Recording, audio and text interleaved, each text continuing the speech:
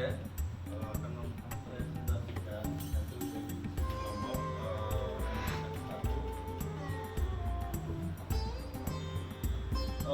yang satu penyalahgunaan uang tabungan oleh guru untuk menumbuhkan budaya menabung hukum wali kelas 3 adalah program menabung bulan. Setiap anak diajar untuk menyisihkan uang jajannya untuk ditabung. Buku dengan hati-hati dan teliti mencatat setiap rupiah yang ditabung anak dalam buku tabungan atas menjelang lebaran. Beberapa anak menjadikan tabungannya untuk keperluan lebaran, membeli baju, terus juga sepatu. Dia sudah menjadi dari setiap tahun. Namun diketahui dari mereka ternyata tabungan mereka belum diambil di akhir tahun. Profesi agar kepercayaan tradisi orang tua dan masyarakat tetap terjaga. Pada kasus ini, Bu Pupung sebagai wali kelas menyelenggarakan program menabung bagi murid. Namun menggunakan sebagian uang tabungan tersebut untuk kepentingan pribadi sehingga menimbulkan kecewaan bagi murid dan orang tua. Alasannya, pelanggaran kode etik apa yang terjadi yang dilakukan oleh Bu Pupung. Berdasarkan kasus tersebut, beberapa pelanggaran kode etik yang dilakukan oleh Bu Pupung. Yang pertama itu pelanggaran prinsip kejujuran dan integritas. Guru menggunakan dana yang bukan miliknya untuk kepentingan pribadi. Yang kedua, pelanggaran tanggung jawab profesional, di mana guru tidak menjalankan amanah yang diberikan oleh murid dan orang tua secara bertanggung jawab. Yang ketiga, pelanggaran terhadap kepercayaan peserta didik dan orang tua. Dana tabungan yang seharusnya disimpan dan aman justru dipinjam tanpa seizin orang tua dan murid juga. Yang keempat ada pelanggaran terhadap keteladanan, di mana guru seharusnya menjadi contoh perilaku jujur dan bertanggung jawab bagi peserta didik. Dan terakhir untuk pelanggaran norma profesional, di mana pengelolaan keuangan peserta didik dilakukan tanpa transparansi dan tanpa prosedur yang jelas. Untuk selanjutnya kemudian ada penyebab terjadinya pelanggaran kode etik. Di sini ada 5 faktor penyebabnya, yaitu adanya kebutuhan ekonomi atau masalah keuangan pribadi. Kemudian yang kedua ada rendahnya kesadaran terhadap pentingnya kode etik profesi. Yang ketiga ada kurangnya pengawasan dari pihak sekolah terhadap program tabungan siswa. Keempat, tidak adanya sistem pengelolaan keuangan yang transparan dan akuntabel. Kemudian kelima, yang terakhir, yaitu guru merasa dapat mengembalikan uang tersebut sehingga menganggap tindakannya tidak bermasalah. Selanjutnya, ini ada beberapa opsi untuk memecahkan masalah yang dapat dilakukan. Nah, yang pertama itu guru harus mengembalikan seluruh uang tabungan murid. Yang kedua, kepala sekolah melakukan investigasi dan klarifikasi terhadap kasus tersebut. Dan yang ketiga, sekolah memberikan pembinaan dan sanksi sesuai aturan yang berlaku. Keempat, melakukan mediasi dengan orang tua murid untuk memulihkan kepercayaannya. Nah, yang kelima, membuat mekanisme pengelolaan tabungan siswa yang lebih aman dan transparan. Dan yang terakhir, jika diperlukan, pengelolaan tabungan itu dialihkan kepada lembaga keuangan resmi atau koperasi sekolah. Baik, selanjutnya yaitu upaya menghindari terulangnya kejadian serupa. Yang pertama yaitu menyusun SOP atau standar operasional prosedur pengelolaan tabungan siswa. Yang kedua, melakukan pencatatan keuangan yang transparan dan dapat diakses oleh orang tua. Yang ketiga yaitu mengadakan audit atau pemeriksaan berkala terhadap dana siswa. Kemudian yang keempat, meningkatkan pengawasan dari kepala sekolah. Yang kelima, memberikan pelatihan etika profesi kepada guru secara rutin. Yang keenam, memanfaatkan layanan perbankan atau tabungan pelajar resmi. Selanjutnya yang E, Mas Adi monggo. Oke, yang selanjutnya E, upaya meningkatkan pengetahuan dan pemahaman kode etik profesi guru ya. Yang pertama ada mengadakan workshop dan seminar kode etik guru. Yang kedua, mengintegrasikan kode etik dalam kegiatan MBMP dan sekolah. Terus yang ketiga, melakukan kajian kasus pelanggaran kode etik secara berkala. Yang keempat, mendukung materi regulasi dan kode etik profesi. Yang terakhir, melakukan evaluasi dan refleksi profesional secara berkala.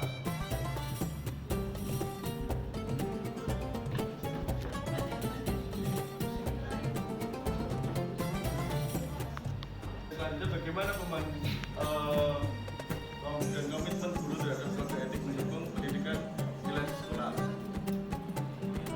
Melalui keteladanan tersebut peserta didik hanya memperoleh pengetahuan akademik, tetapi juga belajar nilai-nilai karakter seperti satu kejujuran, tanggung jawab, disiplin, kepedulian dan integritas. Selanjutnya, kesimpulan dari kasus Bumbung merupakan pelanggaran kode etik profesi guru yang berkaitan dengan integritas, tanggung jawab dan kepercayaan dalam berhak dan tabungan siswa, tidak hanya merugikan peserta didik secara materi tetapi juga merusak kepercayaan masyarakat terhadap profesi guru. Oleh karena itu, diperlukan pengawasan yang baik, pemahaman kode etik yang kuat, serta komitmen seluruh warga sekolah untuk menjalankan tugas secara profesional dan tanggung jawab. Oke, untuk mind mappingnya dilanjut. Ini ada yang tadi kita bahas yaitu kasus 1 penyalahgunaan tabungan murid oleh Bu Pupung ya. Di sini ada pelanggaran kode etik. Yang pertama, salah satunya tidak jujur dan tidak berintegritas.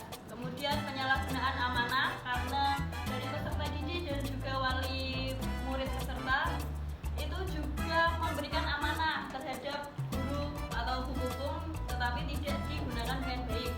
Kemudian mengkhianati kepercayaan murid dan orang tua. Kemudian tidak profesional dalam menjalankan tugas dan tidak transparan dalam pengelolaan keuangan murid. Penyebab pelanggarannya yaitu kebutuhan ekonomi pribadi. Dari Bu Pupung mungkin sedang mengalami konflik ekonomi. Jadi itu jalan satu-satunya menurut dia.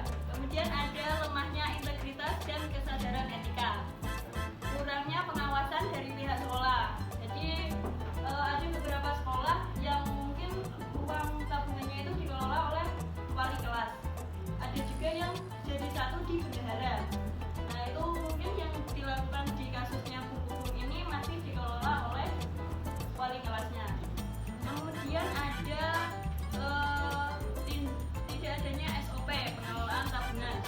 Nah ini masih sama seperti yang kurangnya pengawasan. Jadi pengelolaan tabungan masih kembali ke wali kelas masing-masing, bukan jadi satu di bendahara sekolah. Kemudian pengelolaan dana tidak transparan.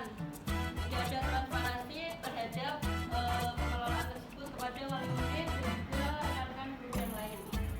Dampak dari kasus satu ini, murid merasa kecewa dan dirugikan.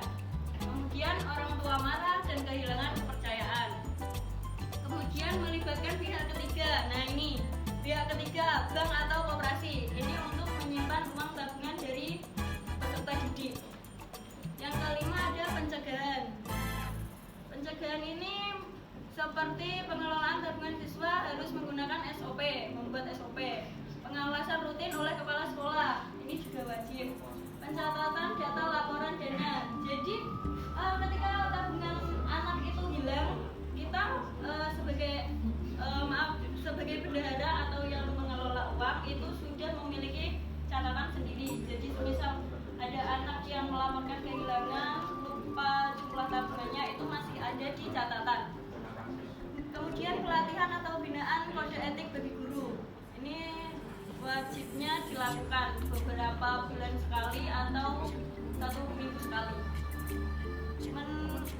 Menitipkan tabungan siswa ke lembaga keuangan resmi. Yang ini tadi melibatkan pihak ketiga atau bank.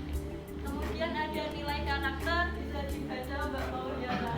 Nilai karakter yang dikembangkan seperti tadi yang tadi dijelaskan terakhir oleh Pak Adim. Nah, ada kejujuran, tanggung jawab, integritas, profesionalisme dan keteladanan. Nah, tujuan utamanya itu adalah menjaga amanah, kepercayaan dan integritas guru sebagai pendidik yang profesional. Seperti itu. Apakah ada yang ingin ditanyakan, teman-teman?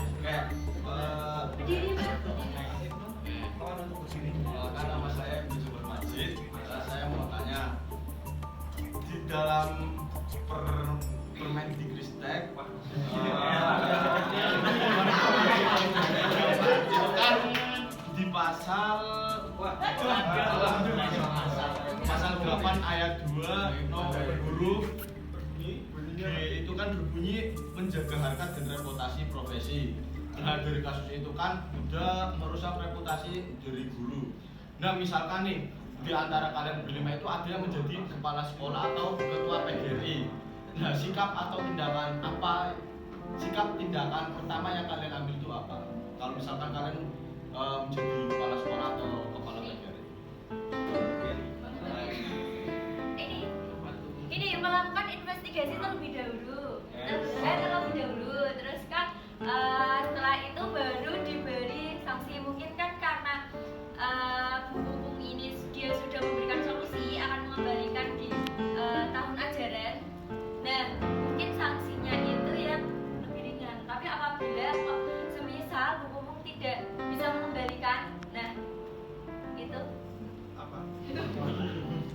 Ya mungkin mungkin bisa untuk dialihkan untuk tidak membawa uang tabungan lagi. Dan dari solusi itu apakah itu menjamin bakal itu segera dengan sanksi tersebut?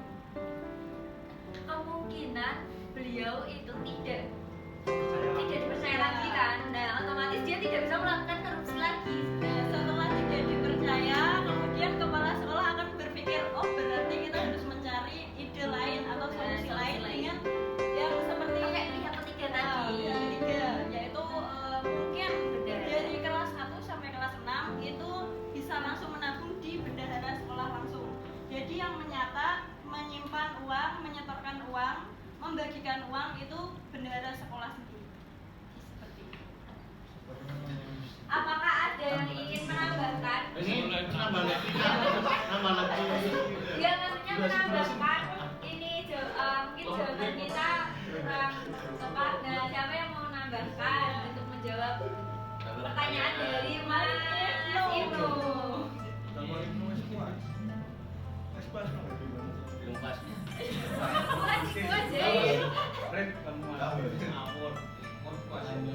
Ditambahin Mas Solik.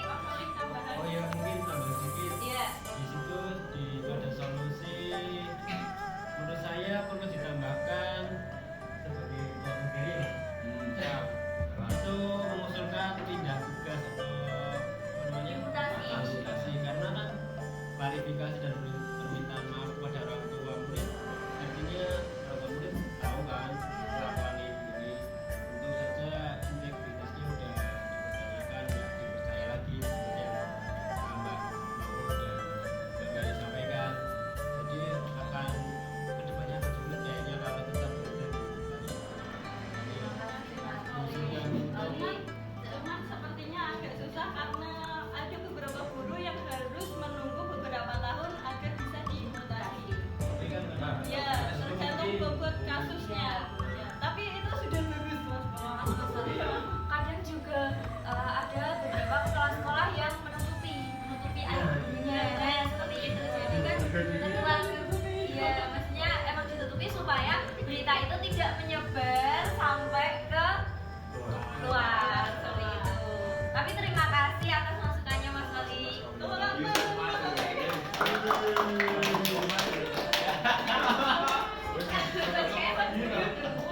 Pasalnya gini. Oke. Oke, baik, lanjut.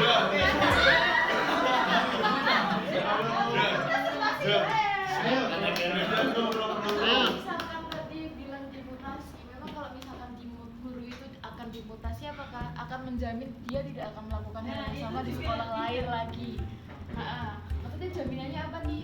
Dimutasi mungkin di sekolah ini beres nih, nggak ada kasus kayak gitu lagi. Tapi apakah si guru ini nggak akan melakukan di sekolah lain lagi? Kan kalau dia punya niatan seperti itu kan akan muncul lagi masalah di sekolah lain. Nah berarti kan mutasi nggak menjadi solusi. Oh iya benar. Terima kasih Mas Deden memecahkan solusi. Oh ya. Mas Alik mau sekali lagi. Wes lu ngomong orang sing lanjut Jito. Ini nambahan lagi. Oke, dari presentasi yang sudah selesai.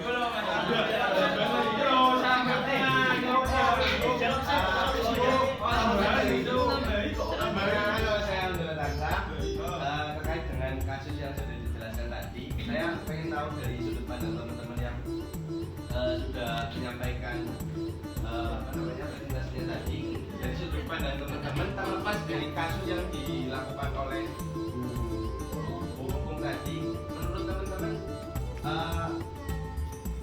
mengumpulkan tabungan seperti yang dilakukan Bu Pupung itu boleh apa enggak? Menurut teman-teman, terlepas dari kasus yang dilakukan oleh Bu Pupung secara pribadi, secara sudut pandang dari teman-teman, itu boleh apa enggak?